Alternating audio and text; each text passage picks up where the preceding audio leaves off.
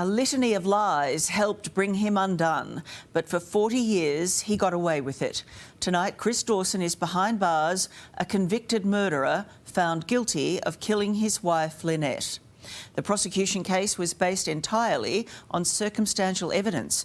Police have never found her body, but Lynette's family is still hoping.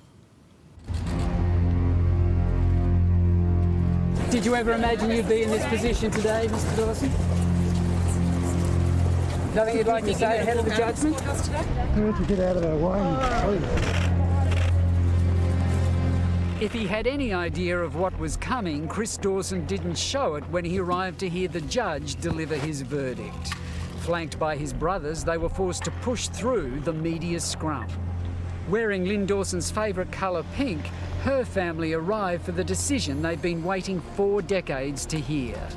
Christopher Michael Dawson on the charge that on or about 8 January 1982 at Bayview or elsewhere in the state of New South Wales, you did murder Lynette Dawson. I find you guilty. This verdict is for Lynn. Today her name has been cleared. She loved her family and never left them of her own accord. Instead, her trust was betrayed by a man she loved. Thanks so much. Well done. It's just unbelievable, isn't it? It is. Sunk in yet? Yeah, what was your feeling when you heard that verdict? Disbelief, I think. Couldn't quite believe it was happening? Can't believe it was happening. No. I guess it was hard. Had you lost faith that it might happen? I think it was just up and down. What to say? Anything to say to the family? Moments after the verdict was delivered, Chris Dawson's brother Paul and Peter unleashed on the waiting media. After a 10-week trial, Justice Ian Harrison was scathing of some of the evidence offered to prove Lynn Dawson simply left her family. So I do not accept as a reasonable possibility that Lynette Dawson voluntarily abandoned her home. It's the mystery that has consumed the nation, and today it reached its climax here in the New South Wales Supreme Court. But it's been a long time coming. When all this started, Chris Dawson was a footy star turned high school teacher with a young family. By the time the police charged him with his first wife Lynn's murder, he was a grandfather, aged in his 70s. Chris Allen from A Current Affair, just wondering if we could ask you some questions. No, you can't. We first caught up with Chris Dawson 4 years ago, and as he always has, Dawson denies knowing what happened to his wife Lynn. Well, can we ask you any questions about what happened to your wife Lynn? Yeah, she left. She left. Well, obviously, the police believe you know more than you're saying, Chris. Why would they be saying that? No, they don't. They don't? I won't make comment. I'm not going to make a comment. Do you believe Lynn is dead? Yes. Yes, yes. You have no doubts. There's no doubt about it. Lynn Dawson's brother Greg Sims and Greg's wife Marilyn have always believed Lynn would never have left her 2 young daughters. She wouldn't have left those 2 girls. She was told she couldn't have children. So you couldn't simply see her leaving her children or you, her family? No, or Chris. She was willing to fight for her marriage too. So she wouldn't have just walked out. I think it's always, if there's a mystery that needs solving, I think people fight to have that solved. Renee Sims is Greg and Marilyn's daughter, Lynn's niece. She was born a year after her aunt disappeared. And obviously, over the years, as you're aware, people have made the comparison that you even look like Lynn. They have, yes. A good thing. Definitely a good thing, I think. Yeah. It's nice to know that, I guess, in some ways she may still be around through other people. In December 2018, police arrest Chris Dawson. We didn't hear from him again until he left Queensland, where he now lives, to travel to Sydney, where he faced a murder trial. I'm looking forward to justice being served and the truth coming out in the next few weeks. So I just want the truth to come out.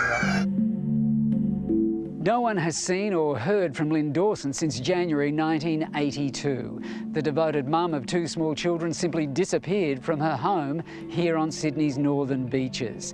At the time, her husband Chris admitted to police that the couple were having marital problems and says his wife simply wanted time away.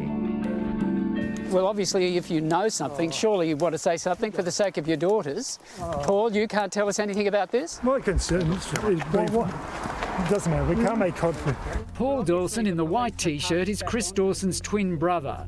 The two remained very close, even having matching number plates on their cars. And during the trial, it was revealed detectives had put a secret phone tap on the twins in 1999, after both were questioned by police about Lynn's disappearance. He implied that something's happened to Lynn and that you had the motive. So they think something's happened to Lynn, I had the motive, so they're going to search the property and do sorts of things, and oh well, good luck to them, you know. Lynn's body has never been found in spite of extensive searches of the Dawsons' former home in Bayview. And Paul Dawson told the judge-only trial he'd never heard his brother say anything derogatory about Lynn. Either Lynn's somewhere with a whole new life, or something happened. I mean, I know, she could be anywhere. The star witness at the trial was Chris Dawson's schoolgirl lover.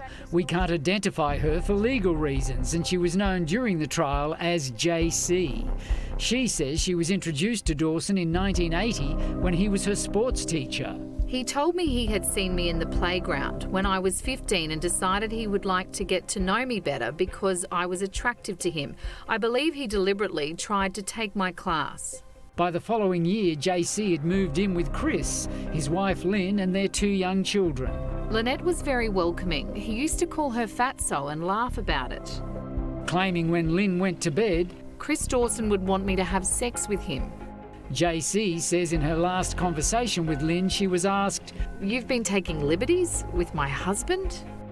After Lynn vanished in 1982, the court heard JC was holidaying with friends when Dawson phoned her. He said, "Lynn's gone, she's not coming back. Come back to Sydney and be with me." JC moved in and started wearing Lynn's clothes. At 18, she says she felt like the substitute housekeeper, sex slave and stepmother. As Justice Harrison concluded, the baffling part about Lynn Dawson's disappearance is that she left her children and her family without any belongings, and the only person she told she was leaving was her husband, Chris. Dawson's defence made much of the fact that 5 people claimed to have seen Lynn after she disappeared, one of them only coming forward to Dawson's lawyer after seeing a story on the case on A Current Affair. Paul Cooper says he spoke to Lynn Dawson in a pub just after she disappeared. He says she was trying to set her husband up for murder. I said to her they were going to think he knocked you. I thought she was setting her husband up. Cooper, who is a convicted criminal, took his evidence to Dawson's lawyer, not the police. Can you tell us why you're defending Chris Dawson? I believe he's innocent. In the case of Mr. Cooper's evidence, I've rejected it for reasons that include my opinion that it is completely unreliable. The court saw an interview Dawson gave police 10 years after Lynn went missing, in which he admits he can't explain why she left.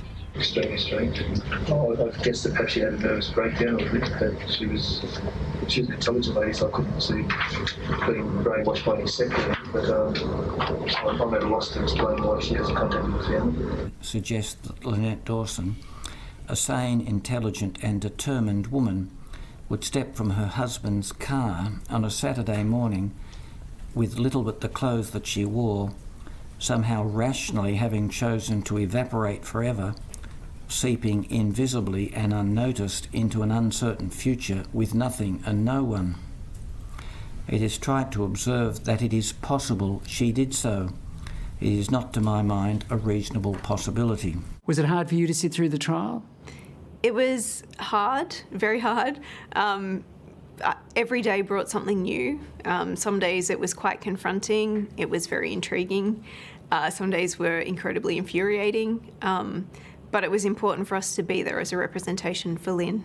I just know how the story gripped me 17 years ago. Also called to give evidence, journalist Hedley Thomas, whose hit podcast, The Teacher's Pet, renewed interest in the case. The defence questioned Mr Thomas about dropping the name of Aussie stars like Hugh Jackman and Joel Edgerton, who've shown interest in starring in an adapted series about the mystery, as a way to get witnesses to talk to the podcast.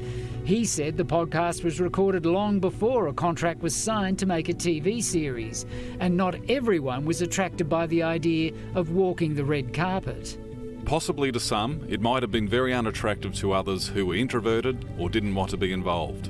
And the court was also played an interview Lynn Dawson had done with an old ABC TV show, Checkerboard, about being married to an identical twin. And I hadn't put any thought about sharing him until somebody a couple of years ago said, what is it like sharing a husband? And to me it was just seemed so silly because I hadn't put any thought of it, and you just join in. You encourage their closeness, not that it needs encouragement. It took Justice Ian Harrison almost 5 hours to deliver his verdict, and he determined only one person had the motive to kill her. I'm satisfied beyond reasonable doubt that the only rational inference that the circumstances enable me to draw is that Lynette Dawson died on about 8 January 1982 as the result of a conscious and voluntary act committed by Mr Dawson with the intention of causing her death. It's like 40 years of pain, angst, but also a real relief to actually know we finally got there.